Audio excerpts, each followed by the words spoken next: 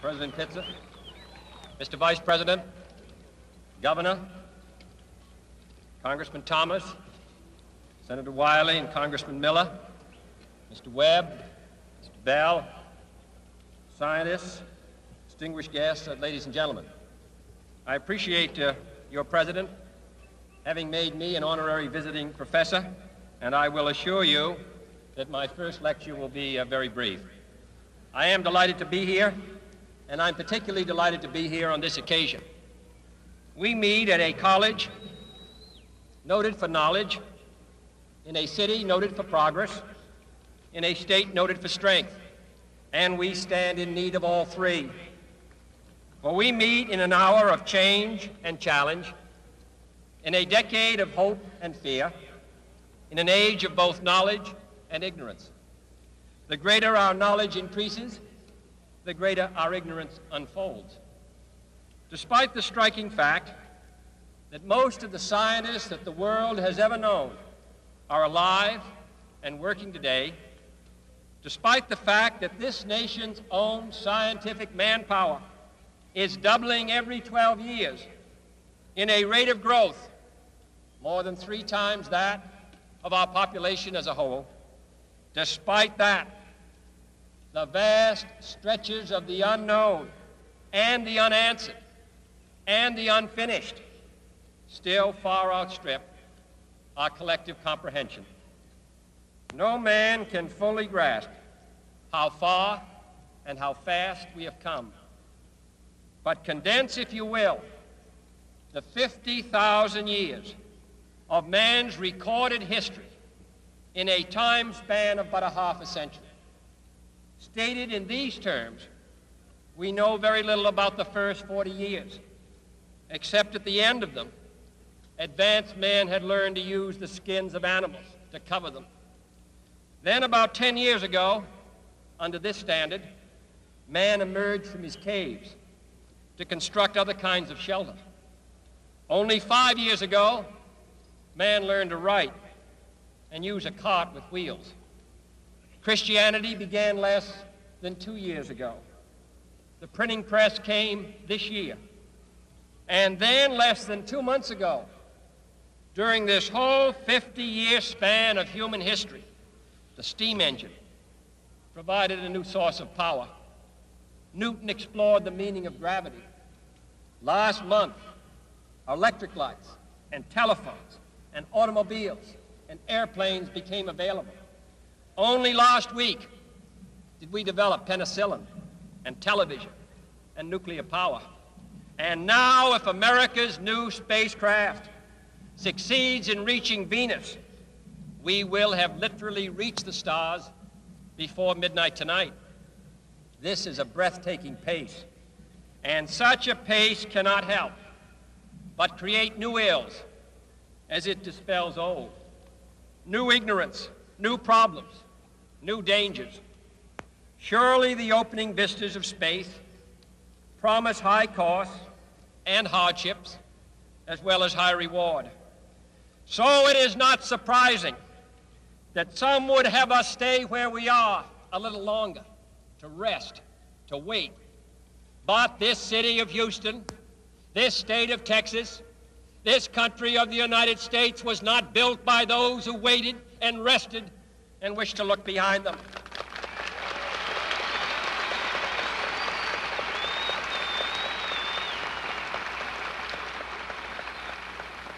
This country was conquered by those who move forward, and so will space.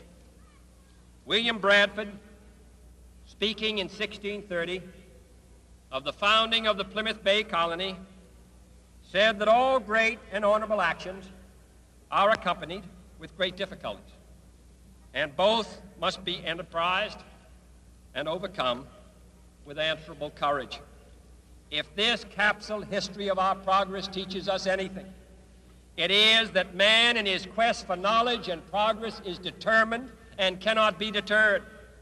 The exploration of space will go ahead, whether we join in it or not. And it is one of the great adventures of all time. And no nation which expects to be the leader of other nations can expect to stay behind in this race for space. Those who came before us made certain that this country rode the first waves of the Industrial Revolution, the first waves of modern invention, and the first wave of nuclear power. And this generation does not intend to founder in the backwash of the coming age of space. We mean to be a part of it. We mean to lead it.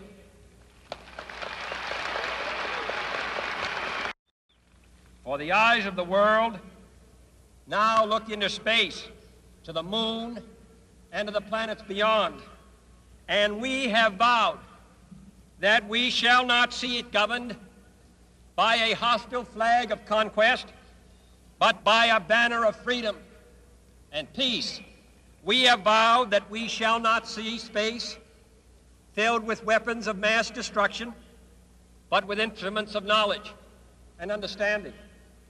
Yet the vows of this nation can only be fulfilled if we in this nation are first, and therefore we intend to be first.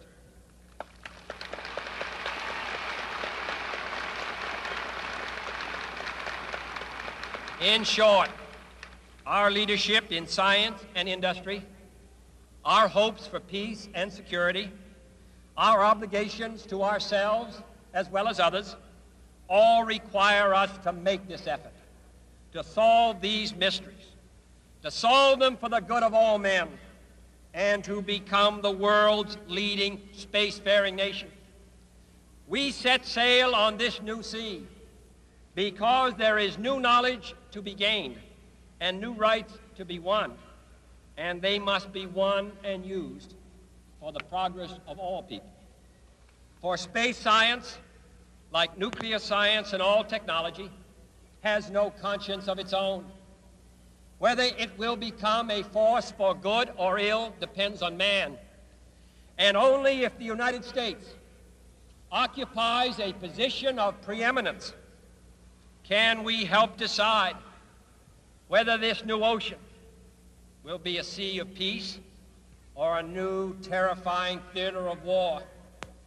I do not say that we should or will go unprotected against the hostile misuse of space any more than we go unprotected against the hostile use of land or sea. But I do say that space can be explored and mastered without feeding the fires of war, without repeating the mistakes that man has made in extending his writ around this globe of ours. There is no strife, no prejudice, no national conflict in outer space as yet. Its hazards are hostile to us all. Its conquest deserves the best of all mankind, and its opportunity for peaceful cooperation may never come again. But why, some say, the moon?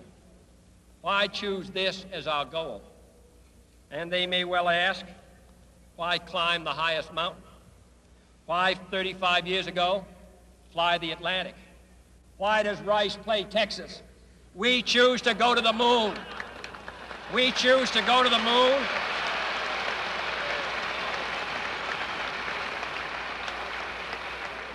We choose to go to the moon in this decade and do the other things, not because they are easy, but because they are hard. Because that goal will serve to organize and measure the best of our energies and skills.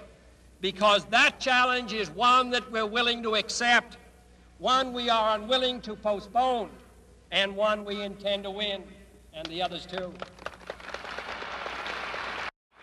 It is for these reasons that I regard the decision last year to shift our efforts in space from low to high gear as among the most important decisions that will be made during my incumbency in the office of the presidency.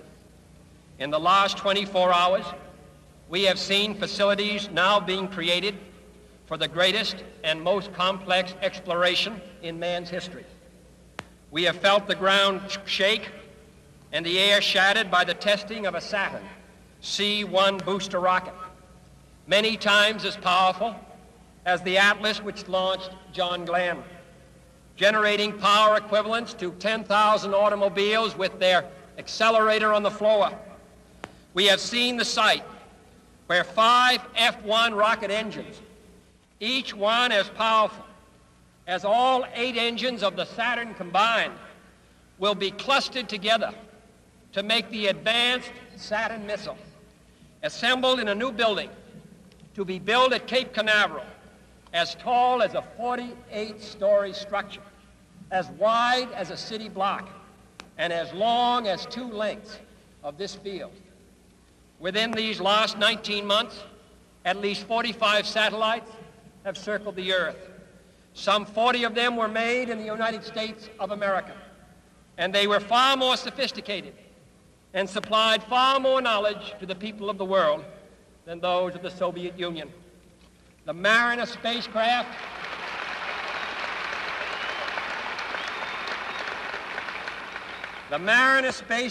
now on its way to Venus is the most intricate instrument in the history of space science. The accuracy of that shot is comparable to firing a missile from Cape Canaveral and dropping it in this stadium between the 40-yard lines. Transit satellites are helping our ships at sea to steer a safer course. TIRUS satellites have given us unprecedented warnings of hurricanes and storms, and will do the same for forest fires and icebergs. We have had our failures, but so have others, even if they do not admit them, and they may be less public. To be sure,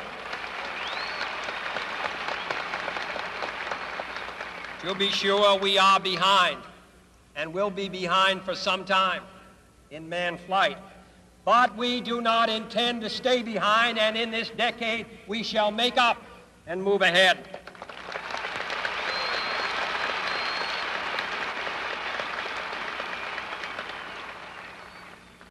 The growth of our science and education will be enriched by new knowledge of our universe and environment, by new techniques of learning and mapping and observation, by new tools and computers for industry, medicine, and the home as well as the school.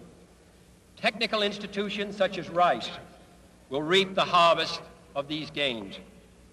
And finally, the space effort itself, while still in its infancy, has already created a great number of new companies and tens and thousands of new jobs.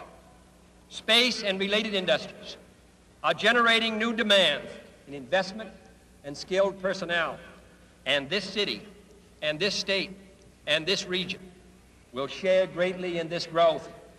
What was once the furthest outpost on the old frontier of the West will be the furthest outpost on the new frontier of science and space. Houston,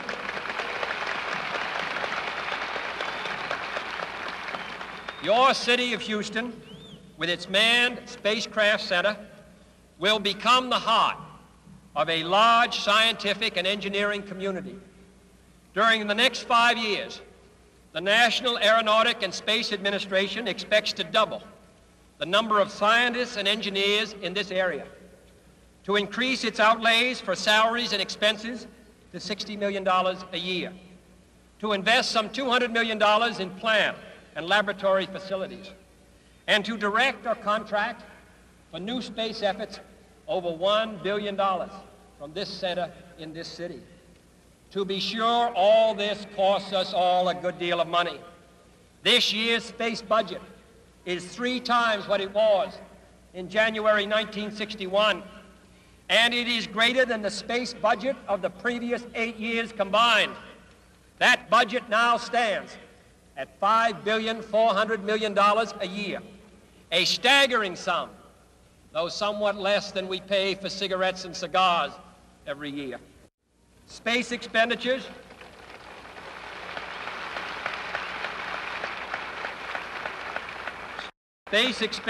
will soon rise some more, from 40 cents per person per week to more than 50 cents a week for every man, woman, and child in the United States.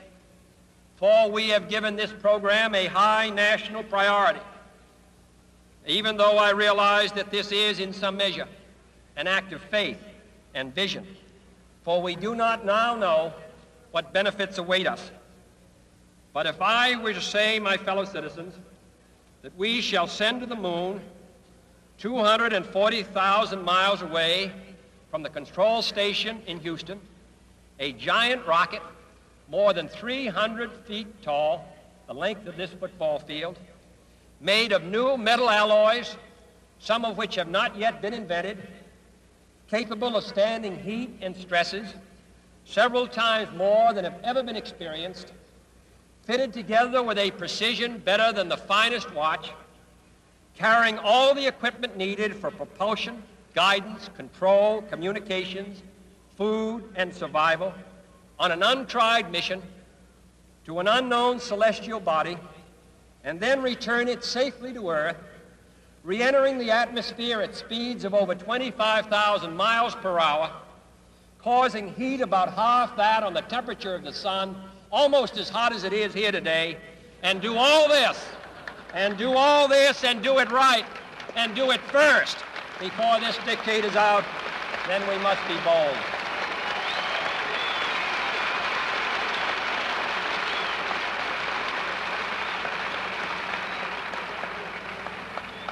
I'm the one who's doing all the work, so we just want you to stay cool for a minute. However, I think we're going to do it. And I think that we must pay what needs to be paid. I don't think we ought to waste any money, but I think we ought to do the job. And this will be done in the decade of the 60s. It may be done while some of you are still here at school at this college and university. It will be done during the terms of office of some of the people who sit here on this platform. But it will be done, and it will be done before the end of this decade. And I am delighted that this university is playing a part in putting a man on the moon as part of a great national effort of the United States of America.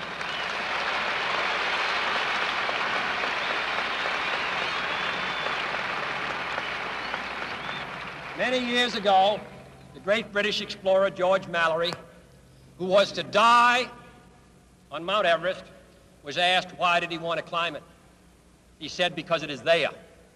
Well, space is there, and we're going to climb it. And the moon and the planets are there. And new hopes for knowledge and peace are there. And therefore, as we set sail, we ask God's blessing on the most hazardous and dangerous and greatest adventure on which man has ever embarked. Thank you.